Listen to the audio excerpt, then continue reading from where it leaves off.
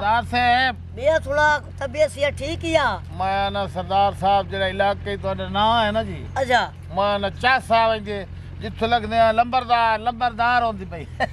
उन्हें को खाली नंबरदार ना सदेन हां सरदार नंबरदार जी जी मैं हुन अक्सर सरदार नंबरदार ना मैं मोची पावलिया ना मैं मिरासी हां हां जी जी सरदार नंबरदार सरदार साहब तेरे पता 100 मुरब्बे का मैं मालिक हां जी जी ये सार जमीन तो आड़ी मैं को पागल हां पर तेरे पता गरीबन राशन देवना कोई मैं आम बुए ते देरे भरे खणन वीएटा प्रेडो लेमोजिन जीएल या आल्टो मेराना वैगनारा जी जी सारी हम गड्डियां हुन जेड़े रंग दे मैं कपड़े पावा हूं रंग दी गड्डी ते चढ़दा मैं वे दोनों सरदार जेड़े रंग दा डोला उस रंग दा चोला सरदार साहब मैं के मोटा थीना मैंने रेस्तरा में कैसे खाना भी है सरदार साहब बस थोड़ा दित्तो दल्ला दित्तो खमदे पैंदा बिस्मिल्लाह सरदार साहब ओ मैं को एरास ओ नौकरा जी जी जी तेरी औकात कीवे था ये तेरी जुरत कीवे था ये तेरे तलवार ओए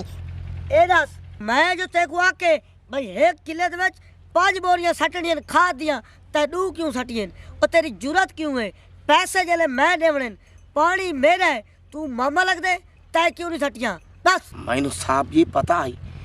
कि एक कुशामती आया बैठा है कुशामता कर करके तो खोतिया दी कुशामता करंदा कुतिया नु चा चा के उतला वेंदा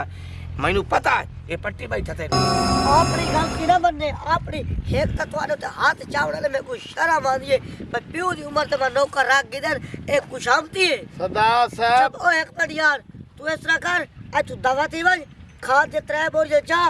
ई कड़क है 60 ओ जेडी मेरी परू की कड़क पई है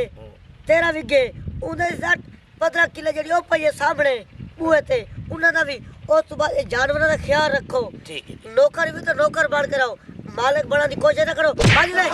जमीन निकली आई ओसे ओ सच मैं आके शामी आप तेरा के रावणे सरदार साहब कमाद रहे सो एक कोई एडा गंदा तुसा नौकर रखवे अगले दिन जनाब मैं आया अचानक थोड़े देर ते अच्छा वो जो थोड़े कुत्ता नहीं हां और रत्ता हां वो उसकी लस्सी चा बचाइए और वो लस्सी पा के पी गया ओ यार ई नहीं पीती ने हां शुरू तो इना दी आदत है नाले सरदार साहब आज तो नाले गाल करनी है ओ कार तू कट चाहिए ओ ना तो गल्ला दी कर चलो ठीक है एला इतना तो सरदार साहब बालन शायद कर में थे चलो चलो मैं चाहिए ना हां सारे रख ले आ मैं तो साहब ओए गाल नहीं